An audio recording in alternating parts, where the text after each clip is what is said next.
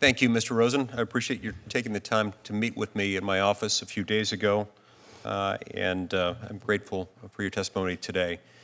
Since we've last talked, I've developed some concerns with regard to the department's implementation of the First Step Act. This is something that's of great concern to me, something I spent many years working on, and I hope you can understand why this is important to me. I do. If you're confirmed, will you commit to working in good faith to fully implementing the First Step Act? As I was just alluding to, I think it's an important act, and I think it's one that you and other members shared with me during the process of preparing for this hearing and visiting with members.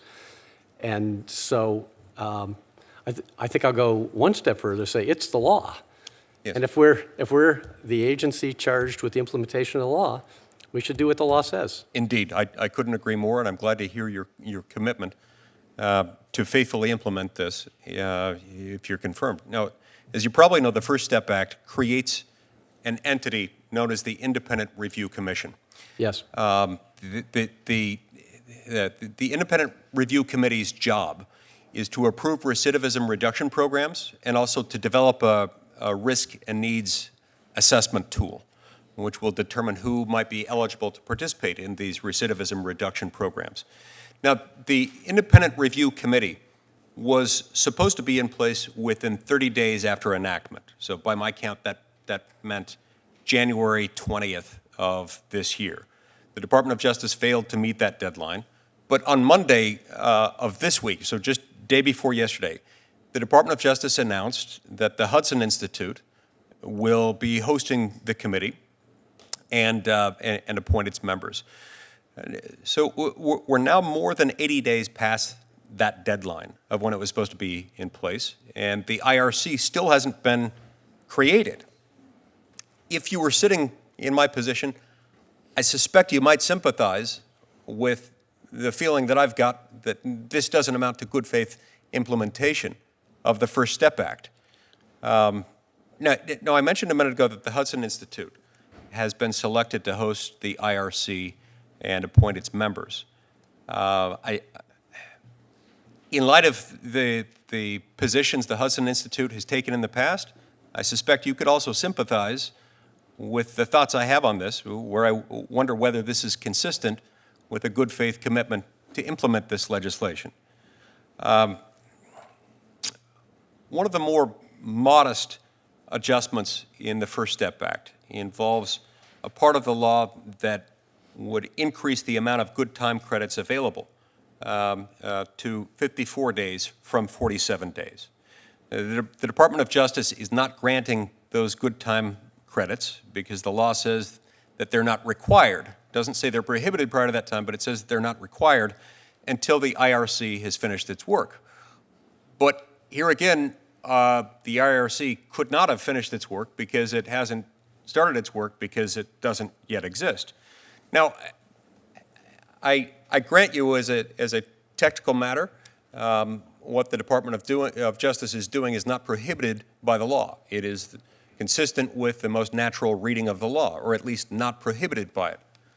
But if you were sitting in my position, wouldn't you think the refusal to grant offenders this extra week of good time credits on this technical ground is an act of good faith? Would you see that as an act of good faith?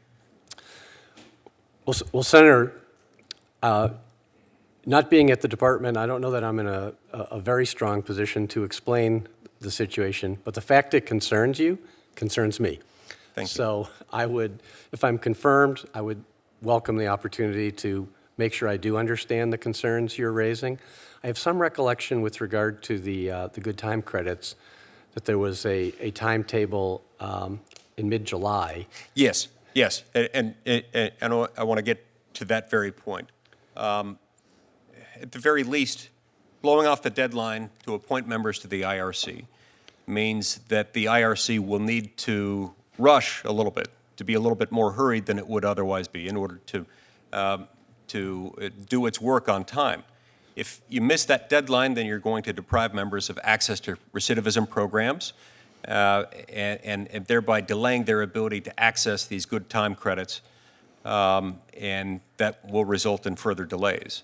The time, the deadline in question is near the end of July. Can you pledge that the IRC will finish the risk and needs assessment tool on time by the end of July? Well, I recognize the concern you're drawing my attention here today, and I would like to understand it better, and I will certainly say you have my attention and would look to work with you on this. Okay. Here's my concern. I've heard DOJ officials tell me before, in this committee, on the phone, in person, in my office, and elsewhere, that they will fully implement the law. I've heard them say that before.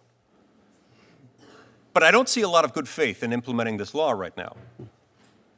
And it's pretty clear to me, and it's become increasingly clear to me in the last few days, that some Department of Justice officials, at least, don't like the First Step Act.